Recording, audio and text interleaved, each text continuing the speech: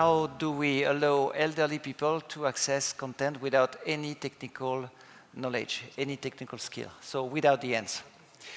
I will just start by a small example of what we have done on using a Google Home. So most people, they will not see the big interaction that we have done, because what they will do is choose a book, quit, sleep, and the day after they will come back and resume reading.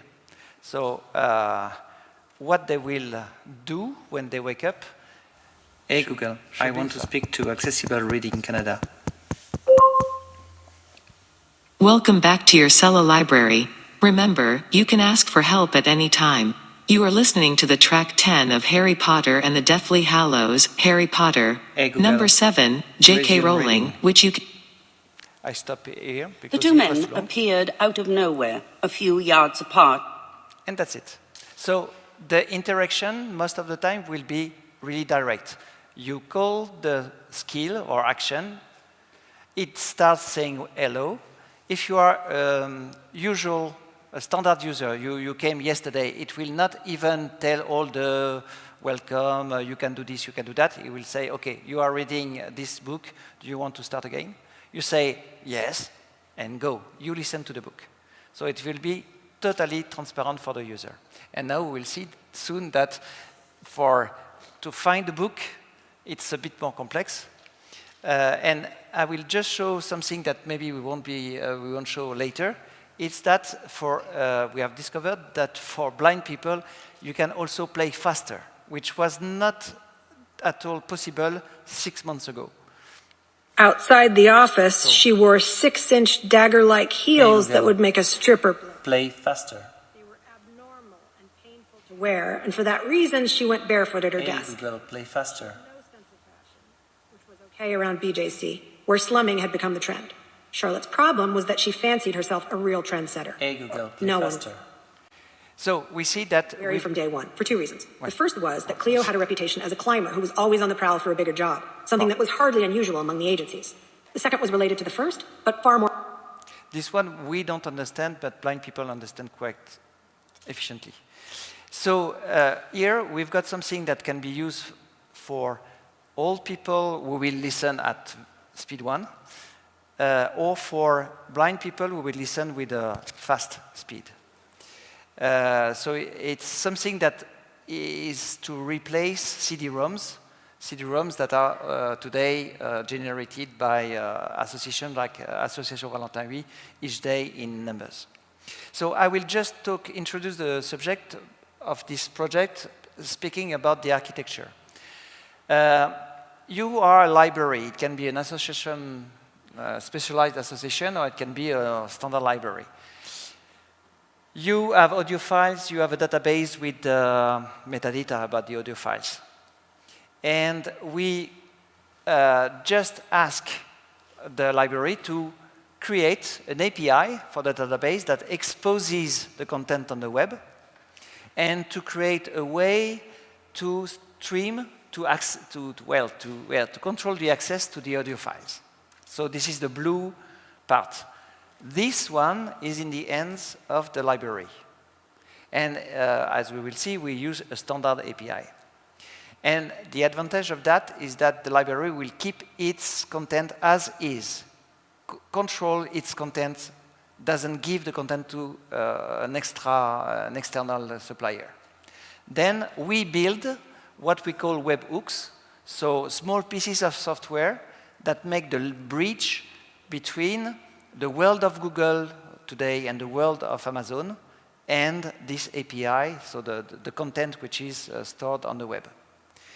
And then we construct a conversation, skill, or action in the Google or in the Amazon environment.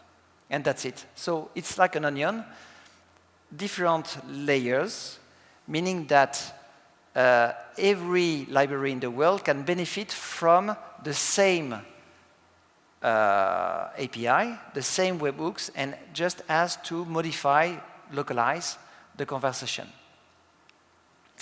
For that, we use standards. So different industrial standards, I will say.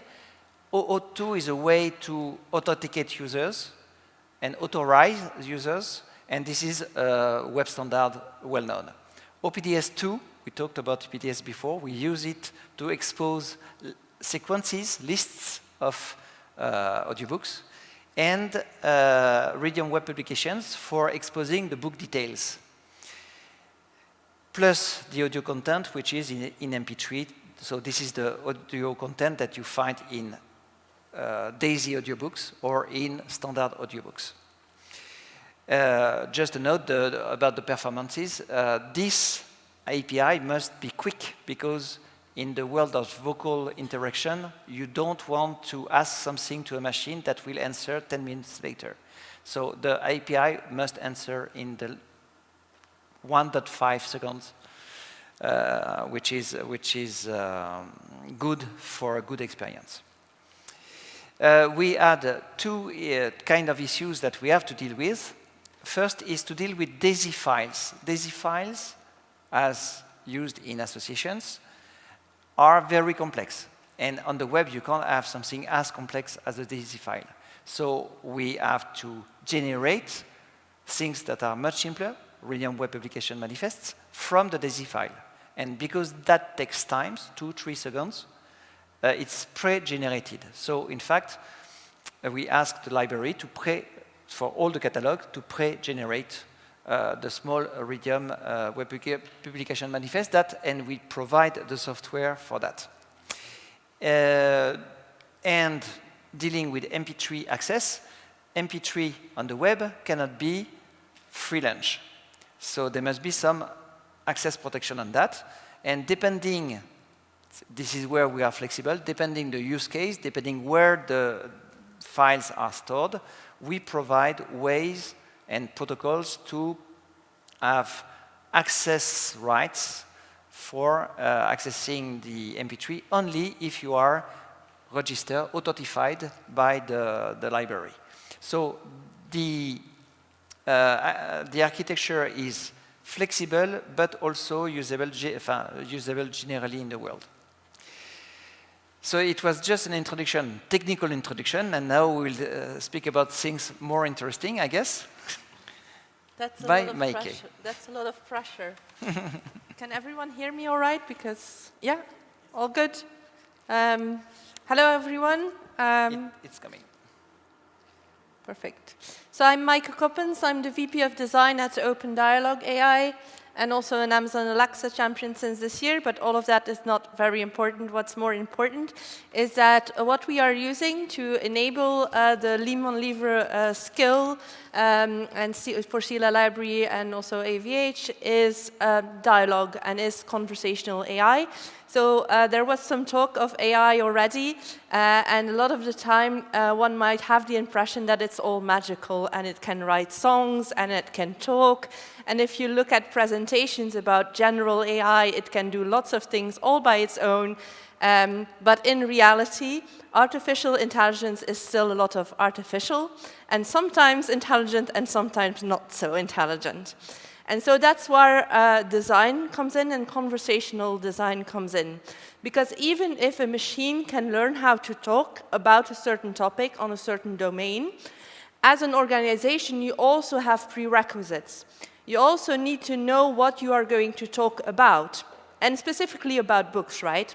So you can talk about books, or a machine can talk about books and tell you the summary, what's on the cover of the book, and then the conversation can go any which way. If you are an organization, you want to give access to the books, but if you are an e-commerce platform, you want users to buy the books, so you want to advertise books, not the same dialogue.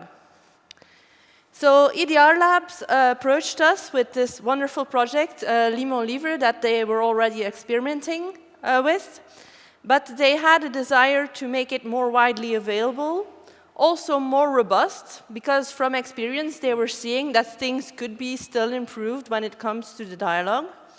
And they wanted to make it portable across different platforms, because there is Google Assistant, but also Amazon Alexa. There might be in the future other devices. And so we were looking at, okay, what are now the requirements? And there's two sides of a conversation, right? It's not a monologue like I'm doing now, but it's a dialogue.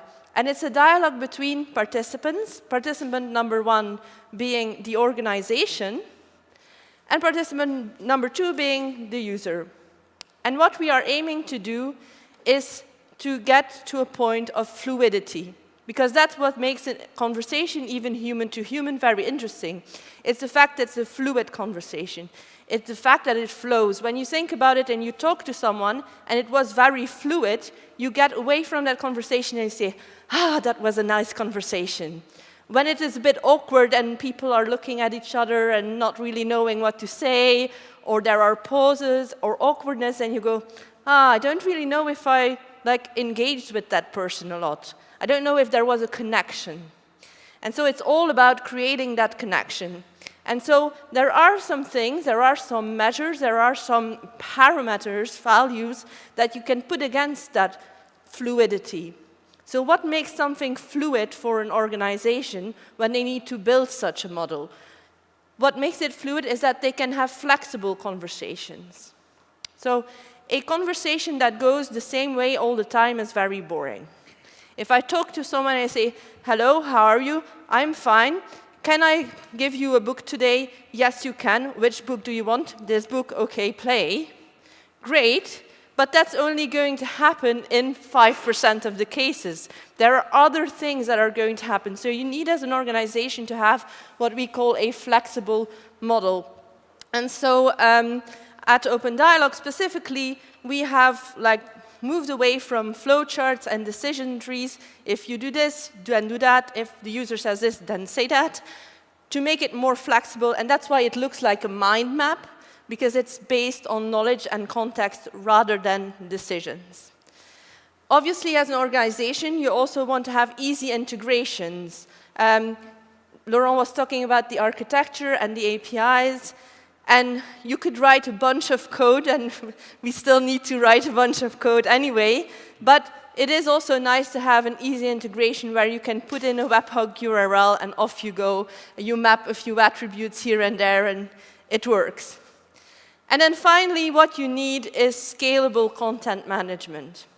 Because conversations are very complex, and if you want to have fluidity, you want to test a lot with users, see how they perceive the conversation, and sometimes you also want to make a slight change to the model and say EPUB instead of saying ebook, or you want to say hello rather than welcome, and you don't want to have to go and plunge into the code to actually make that little change. So the ability to make quick edits are also important.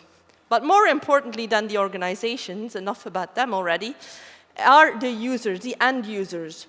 And what we want to bring to them is conversational fluidity.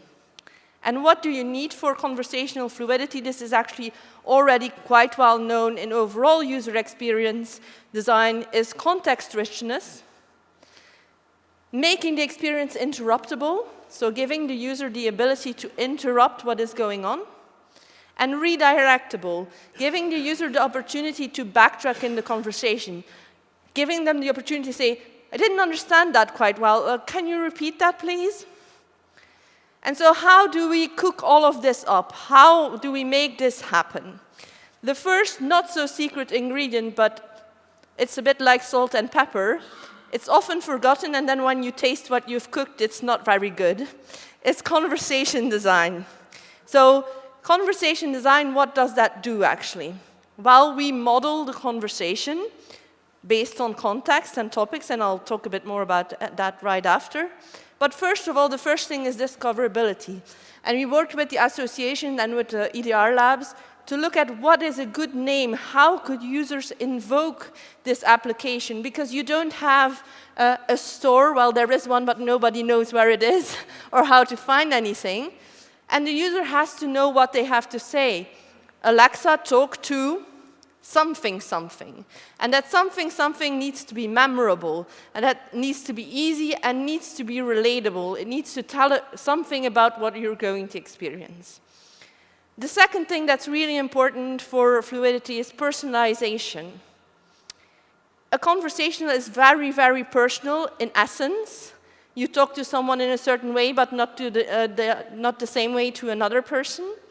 And a way to achieve that at scale, because you can't make a different conversational model for Pierre, Paul, Jacques, Louis, is to do user types and user segmentation. And in the case of our model, what we did is said, well, okay, what type of user do we have? We have new users that have never used the device before. We have new users that are member of the association, new users that might happen upon the application that are not members of the association. And we all want to welcome them in a different way because they all need to be doing different things. If they're not member of the association, we need to send them somewhere where they can get more information on how to do that. If they are member, we need to tell them and help them and guide them on how to link their accounts so they can access the books, and so on and so forth. But at all times, what was the most important is to map out the journey. Because at the end of the day, the user is there to do one thing: listen to the book that they want to listen to. And so we mapped out, just like you can see the example here, all the user journey based on these user types. For new users, existing users, users that had just linked their account to say, hey, you did a great job, you were successful, you can now start reading your book. So that's ingredient number one, not so secret.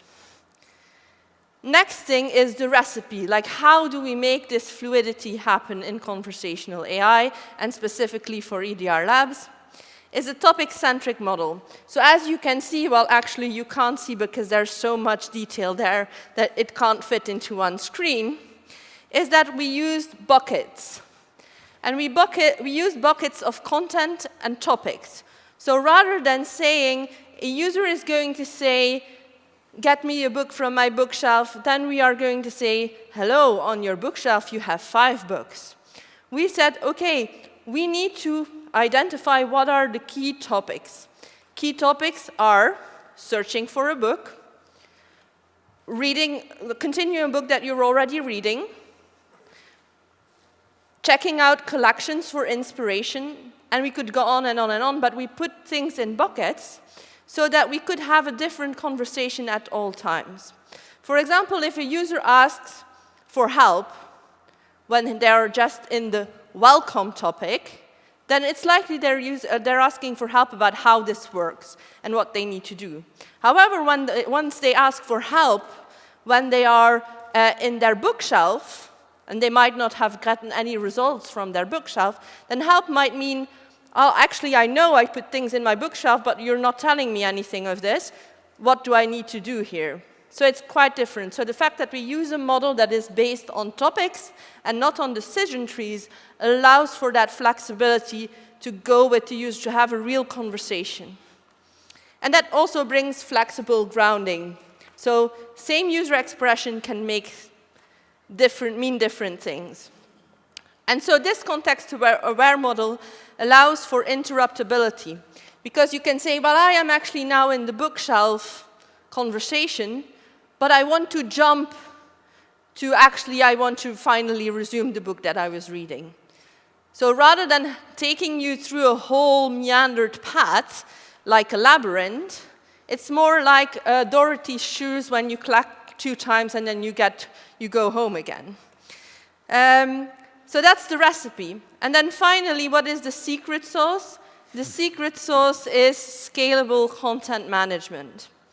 And as you can see, you have different types of messages here, and you have for each conversation different models.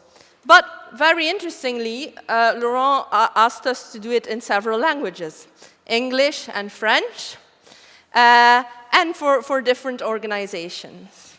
And so in a world where we had to code everything, we would have to start from scratch, do new files, etc. It would take a bit of work. We were able to take exactly the same model, so this one here, duplicate it, and the only thing we did is we went into the message editor, which is here, and changed the messages to a different language. So that gave us a few things, right? It gave us the fact that we could adapt to the context, different association, the fact that we could scale it across platforms, and so we will also be porting to Google Assistant at some point. Rapid iteration, so when Laurent sent me a Slack message saying, hey, this doesn't really work, can you add this option? 2 minutes later, wish fulfilled. And easy internationalization, so because we could duplicate this model and just change the content. So all of that has given us our cooked meal of audiobooks. And we are happy to report a few stats that we are currently having for the test phases that we are doing. And what is nice to see is that we have an intent confidence of 99%. So for those who know a bit of natural language processing and natural language understanding specifically, 99% is actually a very high confidence level. Even human-to-human conversations don't get to that kind of level at some points. So it's really nice. There's still things you can change, obviously, and things you can improve.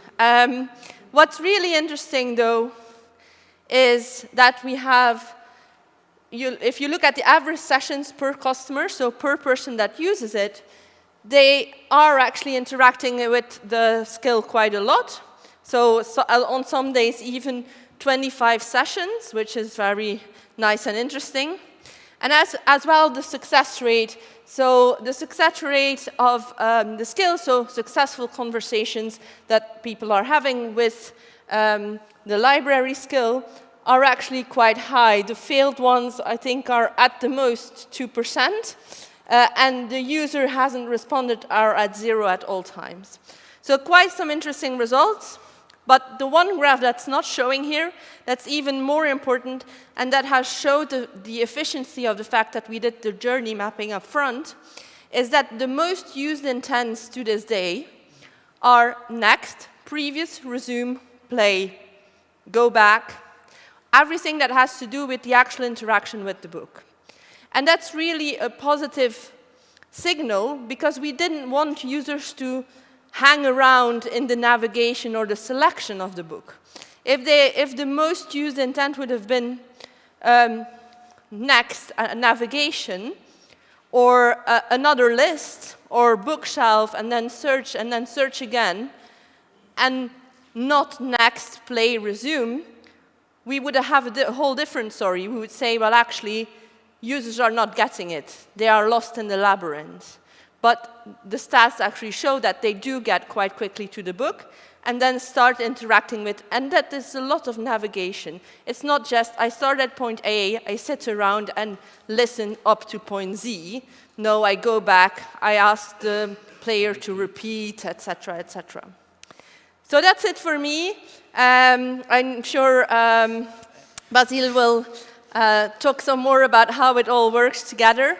But if you want to know some more, you can talk to me or visit OpenDialog or talk to Laurent and Basile as well. Thank you, Maaike. Thank you,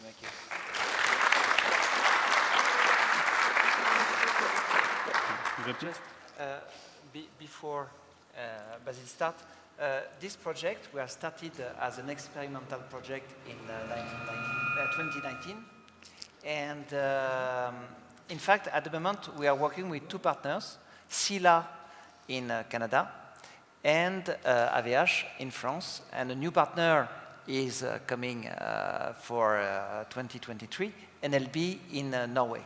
So CELA, it's CELA who needs skills in English and French, and AVH only needs the skill in French.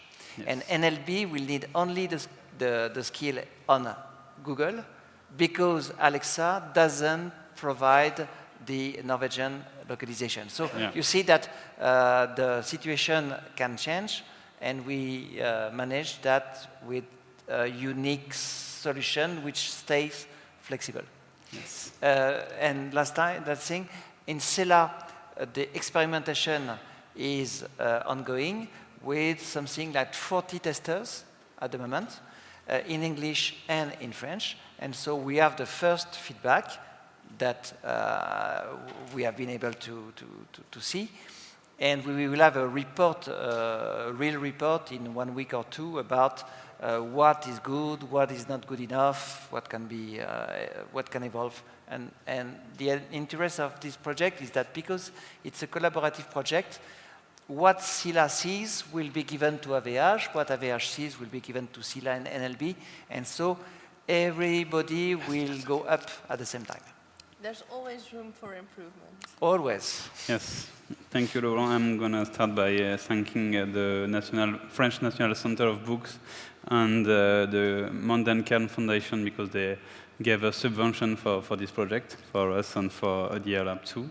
And I'm also thanking EDRLab, OpenDialog, Alexa, and everyone who is participating in this project. So Norway is welcome, and any other country is always welcome, like Laurent said. So I'm going to just go back a bit, because we had the presentation of the design, the presentation of the technical abilities, but I'm going to need to present you just a bit the foundation, the Association Valentin Haüy. And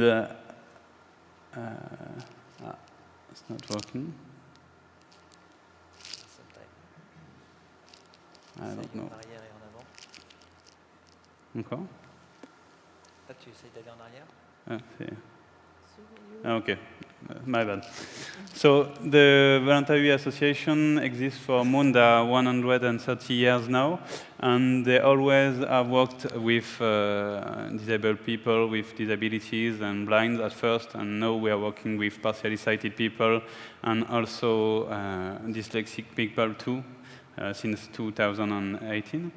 But as you can see, we are a very big association because we have more than 3,000 voluntary workers and more than 500 employees.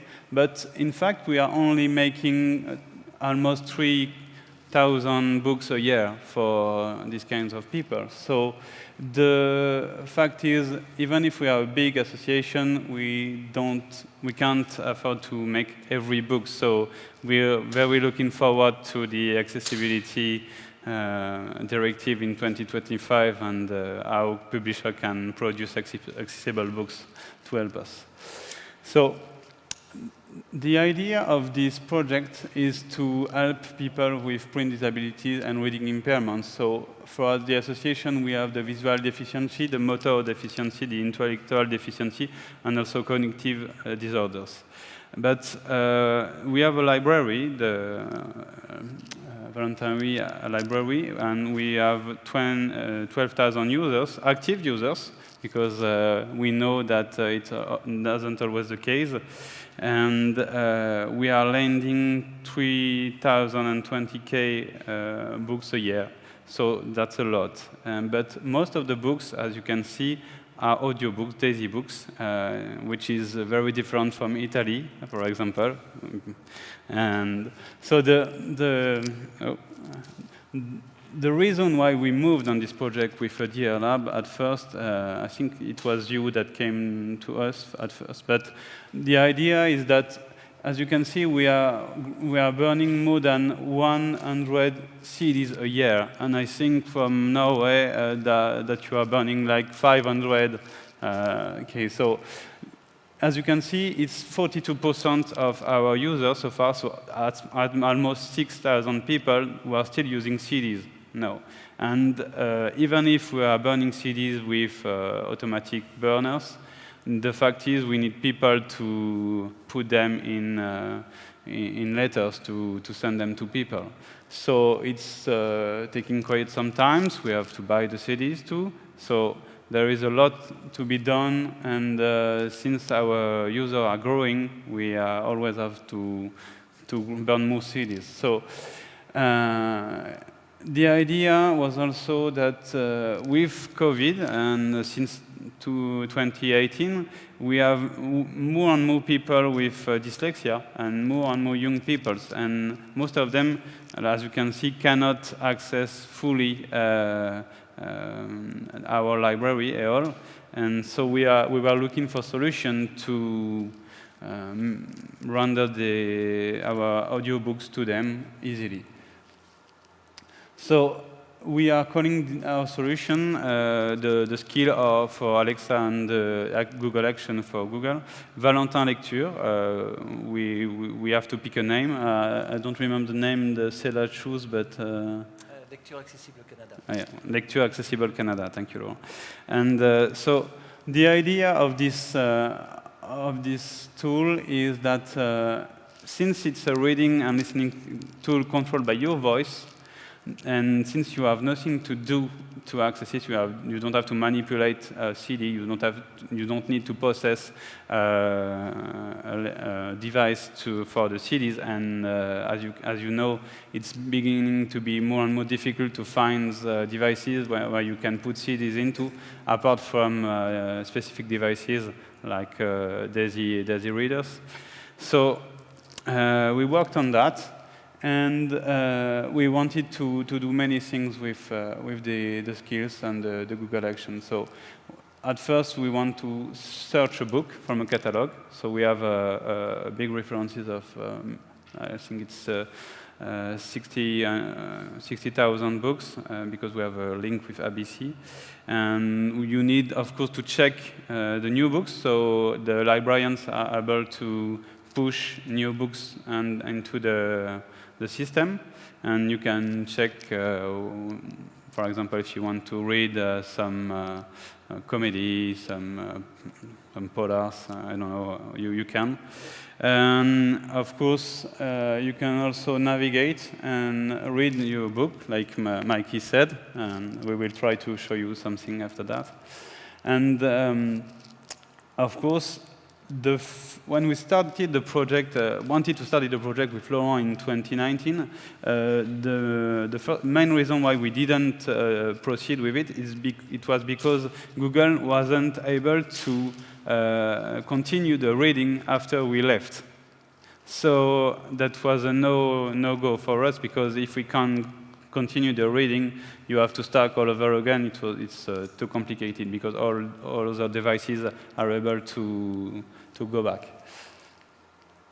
So just for you to understand another thing, and it will please our publisher friends here, of course, you have to be authenticated to access the reading system, because, of course, these books are not free. In France, we operate with a law that allows us to ask files to publishers, and then we can make adapted books for our users. So the main work that Laurent did and his team did was to link our account, and so we needed an API. So we didn't add one at first, so we had to build one, and then EDRLab had to link our API to the authentication system.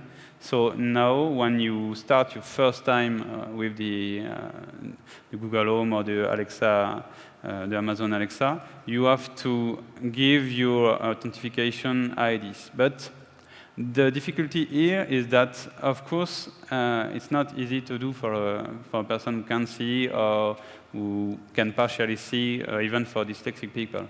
So you need to be with someone to do that. So far we are discussing with a company like Orange to trying to find a common ground for people to help them to install the system on their own, because we can't do it for them, because you need to be on the Wi-Fi at your home. And we tried many times that every time you move your Google Home or your Alexa everywhere, it's a bit of pain in the ass to do it again. So far there are different phases, because CELA are a bit ahead of us, because they had a different schedule than us, and so they already have the Alexa and Google Action. We are almost on the same phase, so they are working on tests at the moment. But on our side, we will make some tests with ergonomes, and so it will be very it will be very long tests, so we will take at first maybe 10, 15 people, and then we will make some corrections. Then we will extend to, I think, 30, 45 people. And I think CELA is... it's moving to 300 people. Yeah, CELA is moving to 300 people, but they don't have someone who can check the people individually. So that's why we want to be very, very thorough with the... And the idea is to launch this service by 2023, finger crossed, but it should be okay because so far everything is working great. And the idea is also to launch it simultaneously for Amazon and Google because we don't want to let anyone aside. For Apple, we can't do anything because it's closed. Even if many people with disabilities use Apple, and that's too bad. So if they hear us, maybe someday. Someday? Yeah. So just for you to understand how our ecosystem works, so I'm going to translate it later, but it's like a pyramid, and we have a reading practice, and we have a reading ecosystem, a documentary context, and a technical ecosystem. So the technical ecosystem, the idea for us is we have this catalog with DAISY files, and we have the Alexa skill, the Google action, and the smart speaker. So that way it will be very easy for us to work with that. And since I said it earlier, but we have references of almost 60,000 books thanks to our partnership with ABC. So all in French because we can't have books that are not published by foreign publishers apart from French ones. And also the main part of this system, even if everything works great with the devices, is that we need to have a mediation ecosystem, a service ecosystem. So we have the 14 specialized librarians, and we have also the huge network of the AVH. So all the committees in the all French region in France, all the public libraries, we have a partnership with almost 400 French libraries in France, and also with all the professionals, the teachers, the physical therapists, every person that works with people, with blind people, with sighted disabled people, with dyslexic people.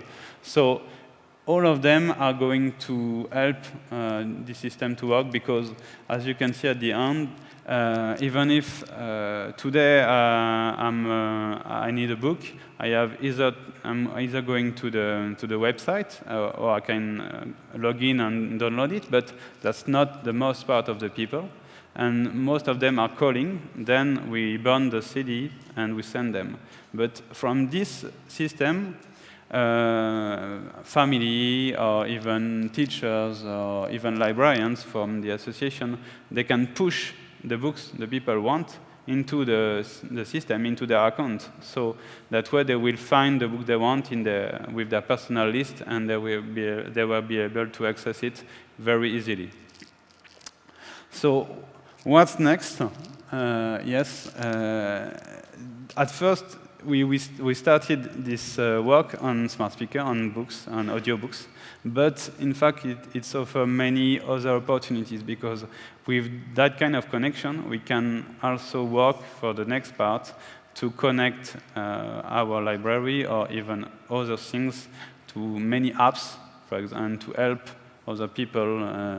I don't know if you can talk a bit about that, Laurent, but... Via the API, because the API is made of standards and supported by Readium, you can plug to this API a mobile application, a web application, whatever. Yeah. So the interest to having an API protected by authentication is that for an association like Valentin Haüy, it can create a Readium-based mobile application totally accessible for its members, yes, for example.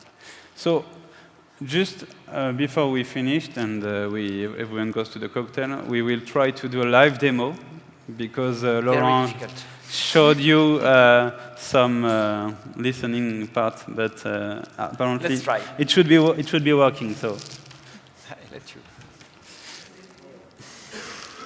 The live demo is always a mess. Plus simple. OK, let's.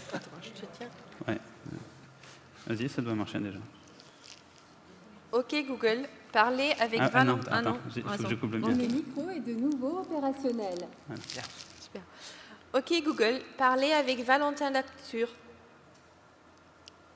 Ah oui. Excusez-moi. Ça c'est moi, j'arrive pas à articuler comme il faut, excusez-moi. OK Google, parlez avec Valentin Lecture.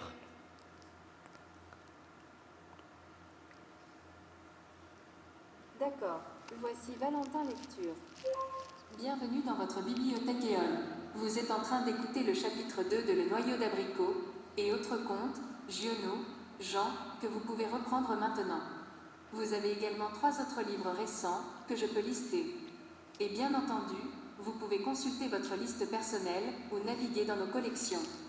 Vous pouvez également rechercher un livre en prononçant Cherche suivi d'un titre de livre ou d'un auteur. Reprendre la lecture, livre récent, liste personnelle, collection, chercher un livre. Que désirez-vous faire? Reprendre la lecture.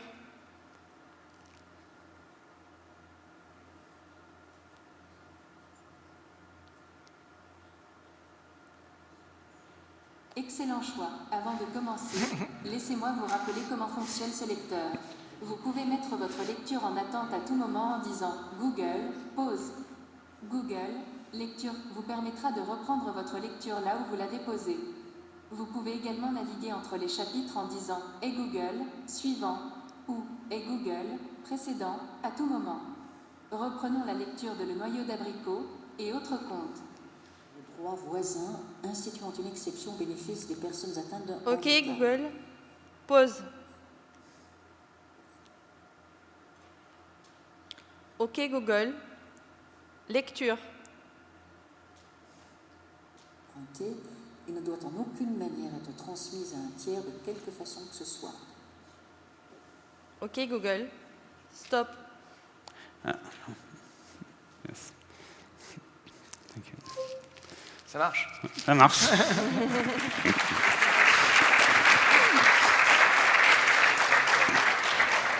Donc là, we didn't try search, but it's funny on 60,000 books. When you search Harry Potter, you've got 2,000 results. Yeah.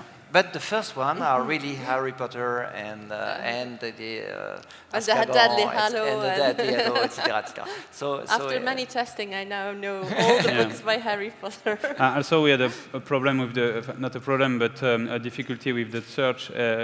Is that when you search a book, we only allow 3 books each time, because if you put more, people will forget the first one, and so on and so on. So it's 3 by 3. Yeah, and it's also because of choice paralysis, which is a known psychological and UX pattern, where when you get too many choices, you don't choose because there's too many. So having just 3 allows you to think about it in more separated, segmented buckets and make decisions each time to say, oh, of these 3, I like this one, or of these 3, actually, I'm sure I don't like any and I want the next set. Yeah.